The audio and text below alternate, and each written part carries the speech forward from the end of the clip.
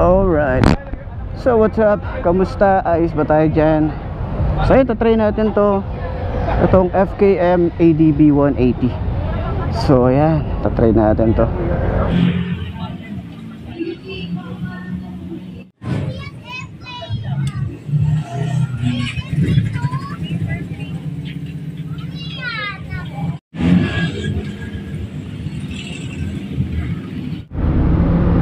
Nice. Uy, grabe yung power na ito. Kakaiba. Ayun o, mapalo agad o.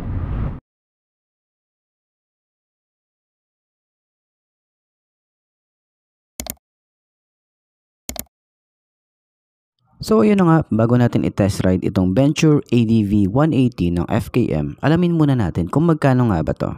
Ang presyo nito ay nagkakahalaga ng 168,000. Sulit ba? Ngayong 2024, ang isa sa pinakamagandang ADV or adventure bike na nakita natin ngayong 2024. At kung bakit siya sulit, alamin natin kung ano nga ba yung specification na isang to. Yeah, I'm all alone and still learning to let go. I'll carry on my own and find out where I belong. And I just need to move on. I have hope, I'm open to a new place, a new road. I'm on my own, but I'm better off alone. Yeah, I'm better. Baka nakalak po eh. Yun.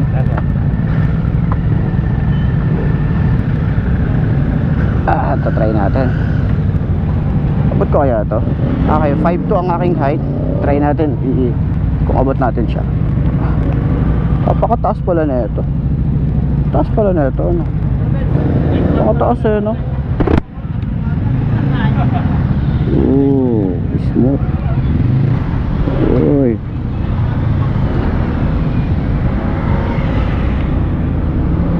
Nice. Uy, grabe yung power na ito. Kakaiba. Nice. Uy. Wow, panis. Maganda i-maneuver ha. Okay to i-maneuver ha. Medyo may hatak agad siya. Oo nga pala, ito nga pala ay may traction control. Alam ko may ABS to eh. May ABS to, alam ko. Pero pakiramdaman muna natin. Maganda yung ano niya oh. Nice. Nakakapanibago. Pero maganda.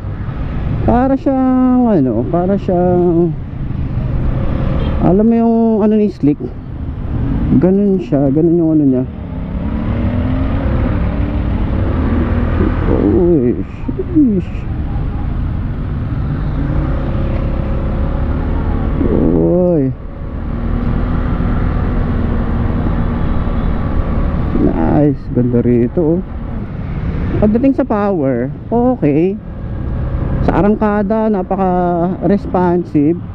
Gusto ko yung ikot na ito. Gusto ko yung handling niya. Smooth naman siya. Ayun oh, mapalo agad oh. Diba? Paka-smooth lang. Pero syempre dahan-dahan tayo rito. Sa, alam niyo na, sa mga mabuhangin. So ngayon ko nga lang pala nahawakan to, itong FKM. So wala kasi tayo noong launching nila to. Kasama ng ibang mga motorcycle. Alam ko, yan, kasama sila Zark dito. Pero hindi ako kasama dito noon, no? Pero sana makapag-test ride tayo nito for ano, yung long term review. Alam niyo 'yun, 'di ba? Ganda oh. Nice, TF2 display. Maganda yung mga switches na ginamit dito. Okay yung aking side mirror. Maganda yung ano na ito. Habang tumatagal, maano naman siya, tawag doon, ma-appreciate mo na yung kanyang power. Nice. Dami natin kasabay oh. Mga big bike yan. So mga pang small displacement lang yung aking pwedeng i-ano eh. Yung mga abot ko lang ba? Gusto ko yung itsura na ito ah. Napaka-aggressive ng motorcycle na to. Grabe yung ano niya. Grabe yung panglaban dito ni FKM pagdating sa 180cc category. Tinalo pa niya yung 160cc na ATV. Parang katapat na ito yung Aprilia ba tawag doon, yung 200, yung GT 200. Parang ganun yung tinatapatan na ito. Hindi natin masyadong ma-appreciate yung yung power niya kasi medyo mabagal, bawal tayo magbabilis. Kumbaga lang to, first ride impression. Okay.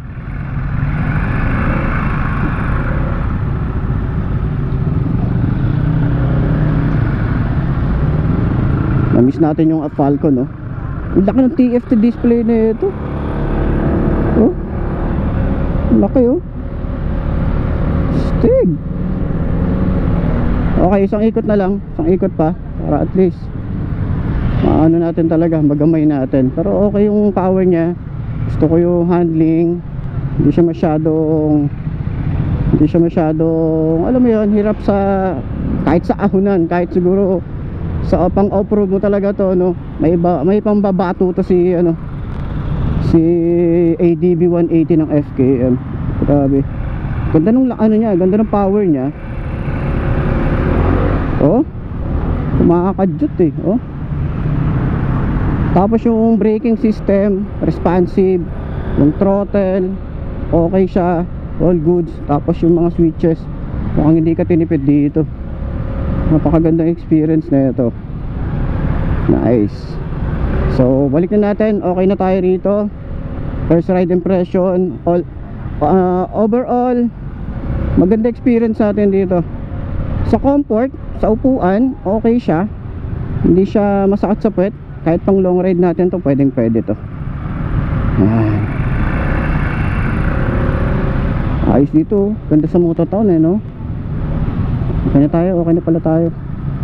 Yan, marami tayong mga pwedeng i-test ride dito. Nice.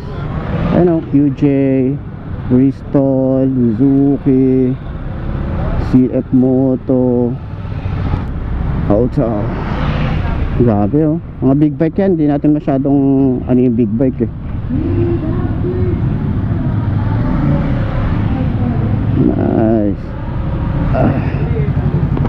Nice experience. Maganda to. Nice. Nice. Ganda ng panel, oh. Okay. Nakakiles. Nice one. Sige.